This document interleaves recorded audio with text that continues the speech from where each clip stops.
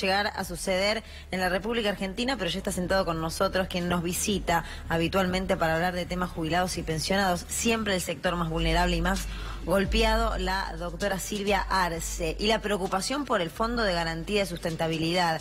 ¿Qué puede llegar a pasar, doctora? Bienvenida. ¿Qué tal? ¿Cómo están? Buenas noches. Estamos ahí. Buenas tardes, buenas noches. La verdad que es una preocupación el fondo para todos, básicamente, para los jubilados y los futuros jubilados. Porque en definitiva el fondo lo que digamos, se creó para garantizar el pago de jubilaciones en momentos de crisis. Imagínense que estamos permanentemente en crisis en nuestra Argentina. ¿Qué pasa? El problema que tenemos mayor es que con la devaluación y la crisis cambiaria, el fondo disminuyó el monto en un 55%. En diciembre estábamos hablando que el monto que tenía el fondo era de 65 mil millones de dólares. Hoy está aproximadamente en 37 mil millones de dólares. ¿Qué significa?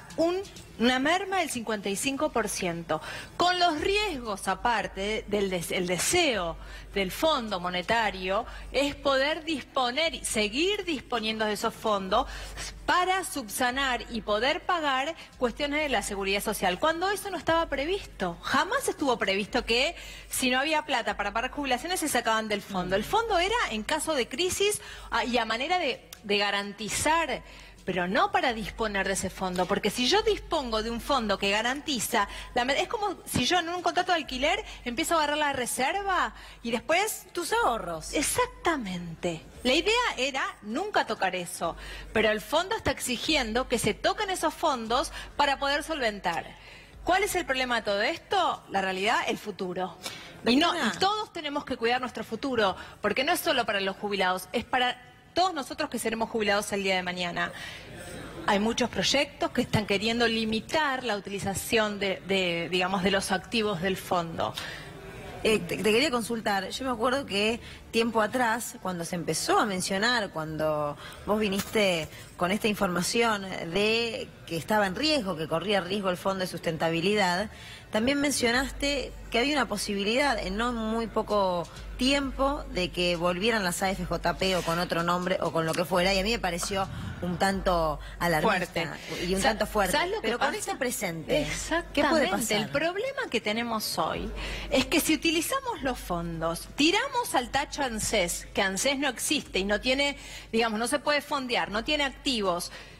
¿Qué va a pasar? Van a venir el día de mañana nuestros amigos, las empresas, a salvar a los jubilados.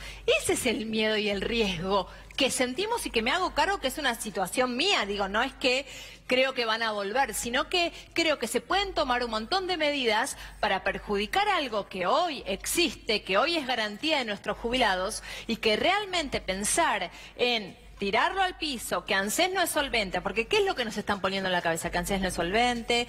¿Por qué no empezamos a generar empleo en blanco y empezar que ANSES empiece a crecer en vez de ver cómo recortamos los fondos de ANSES? ¿Por qué no vemos en limitar y hacer buenas inversiones, en tomar buenas decisiones económicas para que no siga bajando el fondo? Bueno, de hecho las empresas ahora pagan menos por empleado.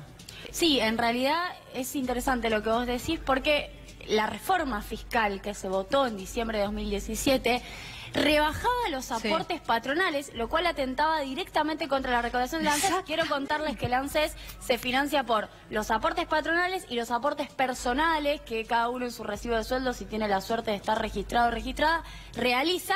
Y como no alcanza con eso, porque tenemos un 35% de empleo no registrado, básicamente por empresarios que no quieren registrar, no por voluntad de los trabajadores. Lo digo porque cuando se critica la moratoria jubilatoria, pareciera que los trabajadores nunca quisieron aportar. Ese 35% son empresarios que no quieren aportar.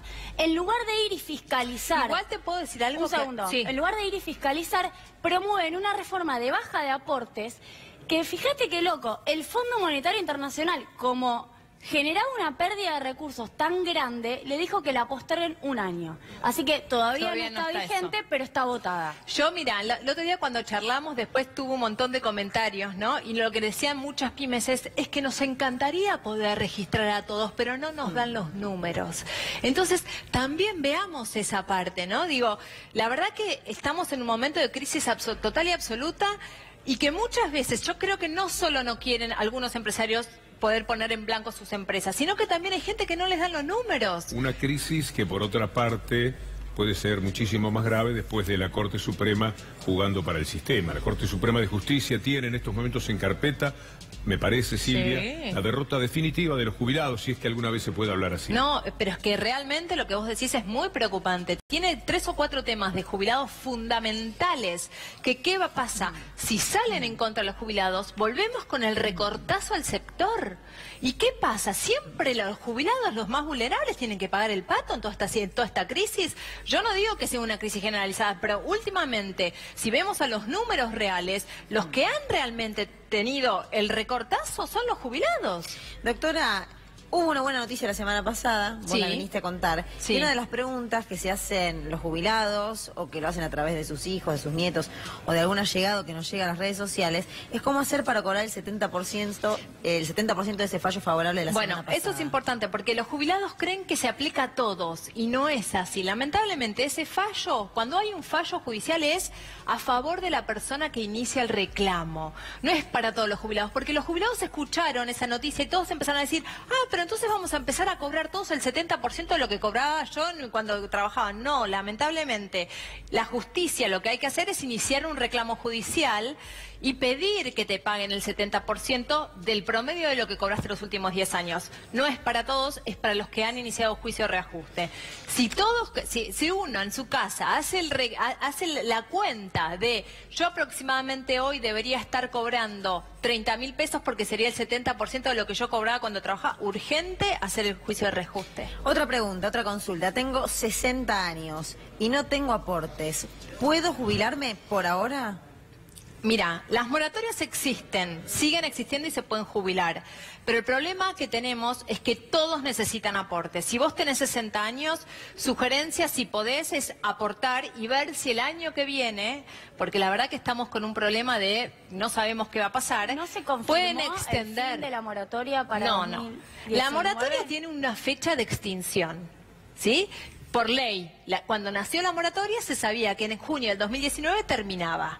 No, con lo cual se juega con eso. Pero como es un año muy especial, y la verdad que las decisiones previsionales son 100% políticas, yo creo que puede ser que tiren una prórroga a la moratoria. No, obviamente que en este contexto te diría que no. Iría a contramano de todo lo que están haciendo. Exactamente, pero ¿sabes lo que pasa el año que viene? Yo creo que van a querer recuperar un poco de popularidad. Yo creo lo mismo, pero están Pero no, pero promoviendo- todo, es verdad que todo lo que hacen es No, pero es que no se nos contrario. va a permitir el Fondo Monetario Internacional. Esa es una encrucijada Sí, que es una vive esa encrucijada. gente. A los jubilados hay que sacarles.